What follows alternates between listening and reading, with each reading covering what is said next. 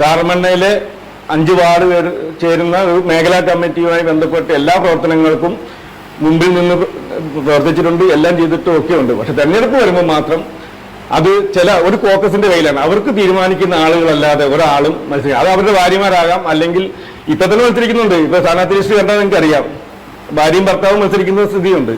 അങ്ങനെ ഇതിനു മുമ്പ് അതല്ലായിരുന്നു, 3 സ്ഥലത്ത് ഭാര്യയും ഭർത്താവും വീതം മത്സരിക്കുന്ന ലിസ്റ്റായിരുന്നു.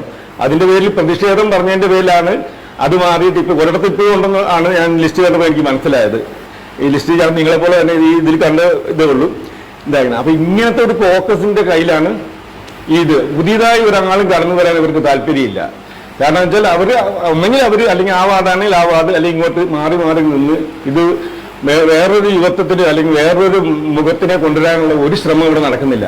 ഇതൊരു പാർട്ടിയുടെ ഒരു അവജയാണ്. പാർട്ടിയുടെ നേതൃത്വത്തിലിരിക്കുന്നവരുടെ ക്വാളിറ്റി ഇല്ലായ്മയാണ് ഇതിന്റെ ഒരു പ്രധാനപ്പെട്ട. അയാൾക്ക് ക്വാളിറ്റി ഇല്ലെങ്കിൽ അതിന്റെ ദോഷം അയാൾക്ക് മാത്രമല്ല, ഈ പ്രസ്ഥാനത്തിനും ഈ നാടിനും ഒക്കെ ഉണ്ടാകും എന്ന് വിശ്വസിക്കുന്ന ഒരാളാണ് ഞാൻ.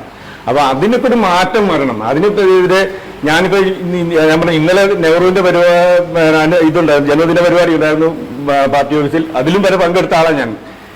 അന്നേരം പോലും ഒരു ചർച്ച പോലെ ഒരു സംസാരം ഉണ്ടായിട്ടില്ല. അവിടെ പോയി ചെന്ന് കഴിഞ്ഞ് വൈകുന്നേരമാണ് ഇത് പ്രഖ്യാപിക്കുന്നത്. അപ്പൊ അങ്ങനെ ഒരു അനുനയോ അല്ലെങ്കിൽ ഇതിന്റെ ഒരു ഇതുണ്ടല്ലോ, അത് ഒരു രീതിയിലും ചെയ്യാതെ ഏകപക്ഷീയമായി ആ ലിസ്റ്റ് കൊണ്ടുപോയി അത് അംഗീകരിച്ചേ പറ്റുള്ളൂ വാശി പിടിച്ച് ചെയ്യുമ്പോൾ അതിപ്പോ മുനിസിപ്പാലിറ്റി ഭരിക്കാനാണോ എന്ന് എനിക്കറിയില്ല. ഇതിനോട് മുനിസിപ്പാലിറ്റി ഭരിക്കാൻ പറ്റും എന്ന് എനിക്ക് തോന്നുന്നില്ല ഈ രീതിയിലാണെങ്കിൽ. കാരണം ഇത് പലയിടത്തും അതിൻ്റെതായ ദോഷങ്ങളുണ്ടാവും, അല്ലെങ്കിൽ ഇവർ കാണിക്കുന്ന ഇതിന്റെ ഈ ഗിമ്മിക്ക് കൊണ്ടൊന്നും ഈ തെരഞ്ഞെടുപ്പിൽ ഇത് ഭരിക്കാൻ പറ്റുമെന്ന് എനിക്ക് തോന്നുന്നില്ല. അപ്പൊ അത് ജനങ്ങളോട് പറഞ്ഞു. ഞാൻ ഇന്നലെ വരെ കോൺഗ്രസ്, ഇന്ന് ഞാനിപ്പോ ഉദ്ദേശിക്കുന്ന തന്നെ അതാണ്. ഞാൻ എന്റെ ബ്ലോക്ക് സെക്രട്ടറി സ്ഥാനം ഈ കോൺഗ്രസുകാരിൽ ബന്ധം ഇന്ന് ഞാൻ വിച്ഛേദിക്കുകയാണ്. കാരണം വെച്ചാൽ 50 കൊല്ലം പ്രവർത്തിച്ചിട്ടും ഇതാണ് സ്ഥിതിയെങ്കിൽ ഇതിനകത്തുനിന്ന് എന്തിനാ പൊതുപ്രവർത്തനം നടത്താൻ വേണ്ടി ഈ പാർട്ടിയിലെ പോസ്റ്റ് ആവശ്യമില്ല എന്ന് വിശ്വസിക്കുന്ന ആളാണ്. അപ്പൊ അങ്ങനെ ഇതുവരെ ഇനിയിപ്പം അടുത്ത ഘട്ടം എന്താണെന്നുള്ളതിനെ പറ്റി ഞാൻ ഗൗരവമായിട്ട് ആലോചിക്കുന്നുണ്ട്. വേണ്ടി വന്നാൽ ആ വാർഡിൽ മത്സരിക്കാൻ താല്പര്യമുണ്ട്, മത്സരിക്കാൻ ചിലപ്പോൾ സാധ്യതയുണ്ട്.